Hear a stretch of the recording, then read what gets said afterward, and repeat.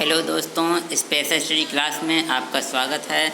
मैं प्रमोद कुमार। आज अपना वीडियो होगा PWD एक्ट 2016 यानी दिव्यांगता अधिनियम 2016 के बारे में। इसमें हम ये दिव्यांगता की कैटेगरी के बारे में चर्चा करेंगे। अच्छा, इसमें पहले चर्चा करते हैं कि ये कब लागू हुआ और ये भारत देश में कब पारित हुआ। तो 16 दिसंबर 2016 को लोकसभा में ये दिव्यांग व्यक्तियों के लिए अधिनियम लागू हुआ, पारित किया गया, जो पूरे देश में 12 अप्रैल 2017 को पूरे देश में लागू कर दिया गया। इसके पहले 24 साल पहले 1995 में दिव्यांग अधिनियम जो था उसमें कुल मिला के 7 कैटेगरी थी और उस 7 कैटेगरी को इस अधिनियम में बढ़ाकर 21 कैटेगरी कर दिया गया। तो आज उन कैटेगरी के बारे में जानेंगे। इसमें विकलांगता को एक विकसित और गतिशील अवधारणा के आधार पर परिभाषित किया गया। तो इसमें पहली कैटेगरी है अंधापन, कम दृष्टि, कुष्ठ रोग से पीड़ित व्यक्ति, सुनाई न देना या बहरापन होना या सुनने में कठिनाई होना। 5वां है लोकोमोटर विकलांगता, जिसको पैरों से चलने में हाथ न हो, इस तरह की विकलांगता को लोकोमोटर के अंतर्गत रखा गया है। बौनापन, बौद्धिक विकलांगता, मानसिक बीमारी, ऑटिज्म स्पेक्ट्रम विकार और 10वां है सेरेब्रल पाल्सी, मस्कुलर डिस्ट्रॉफी।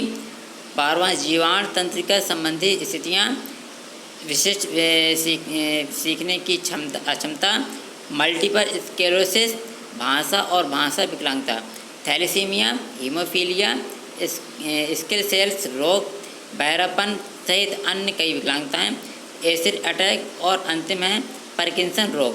अच्छा, इसमें एक विशेषता ये रही कि पहली बार भाषा और भाषा विकलांगता को विशिष्ट अधिगम विकलांगता को जोड़ा गया है। एसिड अटैक और स्पेक्ट्रम को भी इसमें शामिल किया गया है।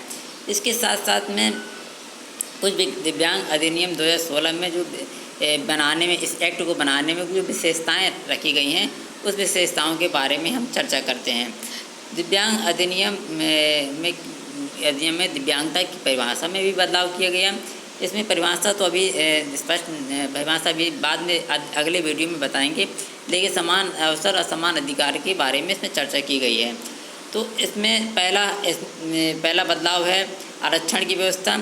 तो इसमें दिव्यांगता एक्ट 2016 में आरक्षण को बढ़ाया गया है। यानी पहले आरक्षण 3% होता था दिव्यांगों के लिए, अब आरक्षण 1% बढ़ा दिया गया, यानी 4% हो गया है। फिर शिक्षा में सुधार किया गया है। दूसरा, तो इस अधिनियम के अंतर्गत बेंचमार्क विकलांगता से पीड़ित, बेंचमार्क का तात्पर्य होता है जो दिव्यांग व्यक्ति 40% से अधिक दिव्यांगता से ग्रसित होते हैं, वो बेंचमार्क कहलाते हैं। तो उन बालकों के लिए, उन शिक्षार्थियों के लिए 6 से 18 वर्ष तक के बच्चों के लिए निःशुल्क शिक्षा का प्रावधान किया गया है। और साथ साथ में सरकारी संस्थान, सरकार द्वारा मान्यता प्राप्त संस्थान में दिव्यांग बच्चों को समावेशी शिक्षा प्रदान की जाए, यानी कि समान बच्चों के साथ साथ में दिव्यांग बच्चों को भी शिक्षा दी जाए। फंड की व्यवस्था के लिए राष्ट्रीय और राज्य दोनों निधि दोनों मिलकर दिव्यांग बच्चों के लिए सहायता के लिए फंड की व्यवस्था कर सकते हैं। इसके साथ बाद अवसंरचना संबंधी सुधार भी दिया गया है, जैसे कि सुलभ भारत अभियान को मजबूत प्रदान करने के लिए समय सीमा में सार्वजनिक इमारतें, सरकारी और निजी संस्थान दोनों में दिव्यांगों को पहुँच के सुनिश्चित करने पर बल दिया गया है। जैसे कि वहाँ पर सुगम भारत अभियान के अंतर्गत उसको ऐसे इमारतों को, बिल्डिंग को आर्किटेक्ट किया गया है ताकि वो आसानी से वहाँ तक पहुँच सकें। इसके बाद में गार्डियनशिप की व्यवस्था भी की गई है। गार्डियनशिप का तात्पर्य होता है कि इसमें दिव्यांग बच्चों के साथ, दिव्यांग व्यक्ति के साथ एक गार्डन यानी कि सहायक की व्यवस्था भी की जाए। बेंचमार्क विकलांगता के लिए विशेष प्रावधान है। बेंचमार्क विकलांगता का तात्पर्य बता ही चुके हैं। ऐसे विकलांग जो 40% से अधिक दिव्यांगता से ग्रसित हैं, विकलांगता से ग्रसित हैं, वो बेंचमार्क दिव्यांग कहलाते हैं। शिक्षा और उसके रोजगार उन दिव्यांग व्यक्तियों को प्रदान की जाए। अन्य महत्वपूर्ण प्रावधान जैसे हैं दिव्यांगजनों के अधिकार को उल्लंघन के संबंधी मामलों को निपटान करने के लिए जिले में विशेष न्यायालय का नामित किया जाएगा। और भारत इसमें से भारत जो UNCRPD का सदस्य है, और इस सदस्य होने के नाते भारत UNRPDS के संदर्भ में इसका दायित्व भी बढ़ जाता है। यानी UNRPD से जो संयुक्त राष्ट्र संघ में सम्मेलन होता है उसका भारत हस्ताक्षर करता है। तो यानी कि भारत में दिव्यांगों के स्थिति को सुधार के लिए अधिक दायित्व बनता है।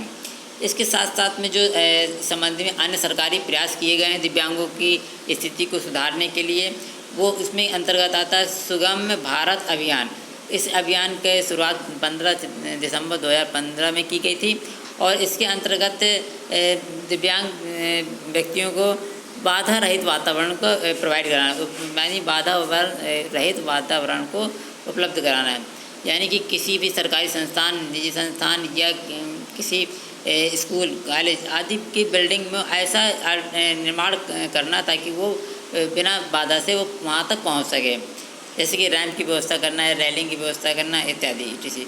सुगम पुस्तकालय के अंतर्गत इसमें ऐसे दिव्यांग बच्चों को इंटरनेट के माध्यम से पुस्तक प्रोवाइड कराना, ऑडियो वीडियो एवं जो ब्रेल वाले उभरे होते हैं वो भी सब नेट के माध्यम से उपलब्ध कराना, साथ साथ में टैबलेट और कंप्यूटर के माध्यम से डिजिटल माध्यम से उनको शिक्षा का प्रदान करना। और एक आता है UDID कार्ड। UDID कार्ड ये एक महत्वपूर्ण कार्ड है।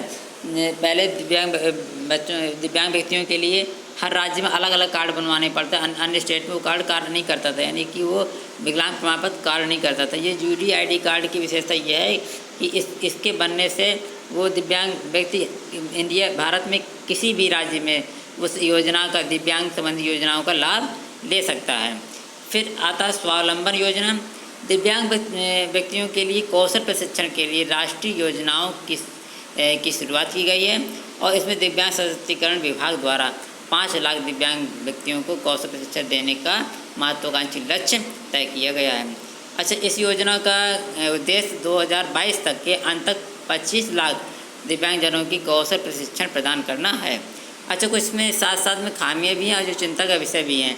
दिव्यांगता की कैटेगरी के बढ़ जाने के साथ साथ में दिव्यांग व्यक्तियों के लिए नौकरी में केवल 1% का आरक्षण बढ़ाया गया है।